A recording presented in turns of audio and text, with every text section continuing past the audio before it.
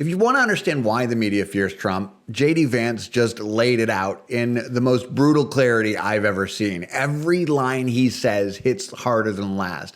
And while the media is out here screaming about democracy, JD Vance is over here reminding us what real leadership is looking like. And Donald Trump and JD Vance, look, they're lighting fires under the entire establishment.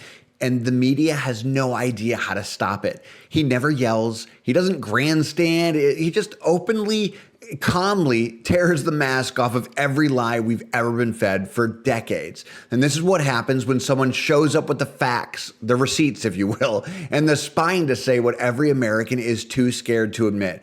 This is Andy with TrendingPolitics.com. Like and subscribe. Let's roll with it. Mr. President, thank you, and thanks to the cabinet. So at the risk of insulting everybody else at the table, I believe that I am the youngest member sitting at the table.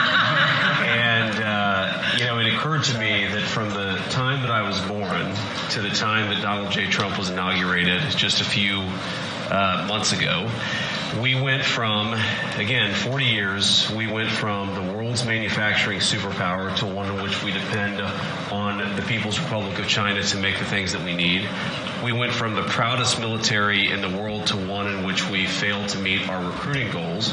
And we went from one in which bipartisan border policy was the consensus of both Democrats and Republicans to one in which we allowed 20 million people to run roughshod illegally over the countryside, causing crime, causing the stress in the welfare system. And again, that happened over the lifetime of the youngest member of the cabinet. And what has happened in 100 days is that we've started to reverse every single one of those negative trends.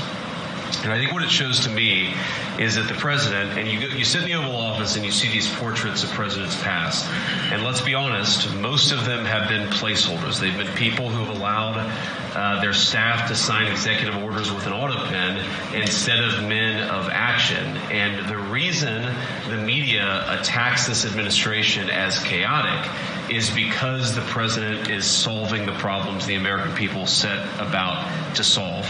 He's actually doing the things that he promised that he would do. And Mr. President, it's been an honor to be part of it for the past 100 days. And let me just make one other observation, because it's interesting. I've seen the data, I've monitored it, I've looked at it, but the most underreported fact of the first 100 days is that we came in with a massive recruitment shortfall. And in 100 days of Secretary Hegseth and President Trump's leadership, we now have people breaking down the doors to join our military. To the media assembled here, it's a really interesting question. Why has that happened? Completely aside from the fact that I think it's a good thing, or I think that President Trump deserves political credit for it, why did we go from a military where people didn't want to serve to now all of a sudden they do want to serve? That's a story you guys should cover. But compared to that, how much time have you instead focused on the fact that we deported an MS-13 gang member with a valid deportation order? And why is it that the press is so focused on the fake BS rather than what's really going on in the country? I think that what we've shown, sir, is that you can do a lot. You can do a lot in 100 days, but you've also unfortunately revealed that too much of the American media hasn't learned the lessons of the past 40 years. Thank you, sir.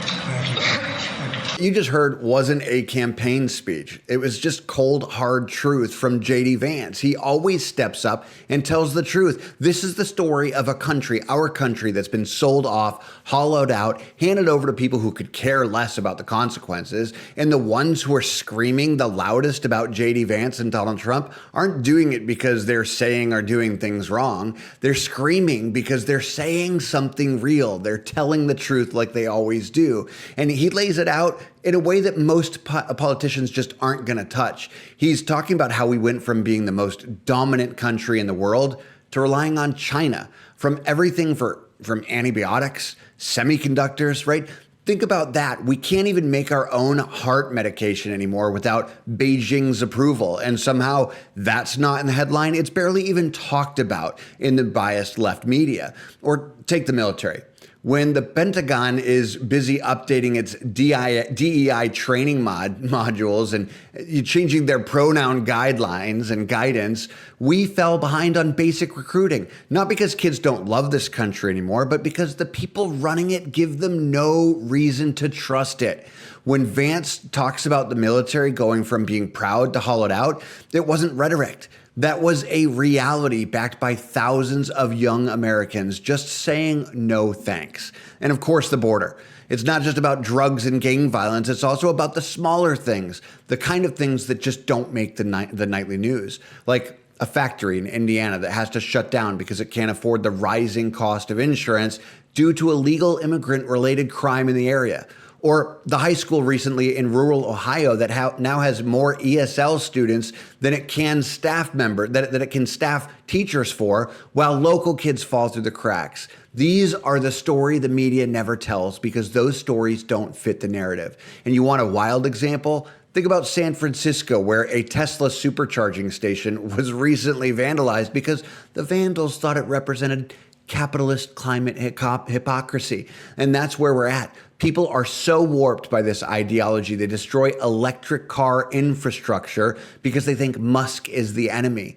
And meanwhile, they'll use any excuse and they'll completely go lawless in broad daylight because the criminals have the right politics. That's the breakdown that Vance is talking about. It's not just the economy.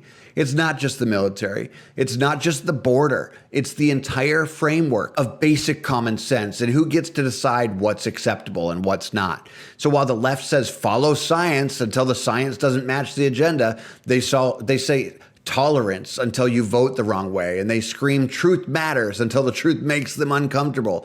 That's what this moment is all about. And JD Vance didn't raise his voice. He never does. He didn't pound the table. He's calmly laying it out like he always does. And that's what makes it even more powerful, because when the truth is clear, you don't need theatrics. You just need courage. And the media doesn't hate Trump because he failed. They hate him because he bypassed them, because he succeeded in places they never even tried before. And now JD Vance is showing that it wasn't some mistaken fluke. It's the same fire that is burning in the hearts of every American that believes in this country. And this time, the establishment can't even pretend that they didn't see it coming. This is Andy with TrendingPolitics.com. And if you're tired of the filtered headlines and the fake outrage and you're ready to hear what's really going on, hit like, subscribe, and stay tuned. They've had the microphone long enough, and now it's our turn.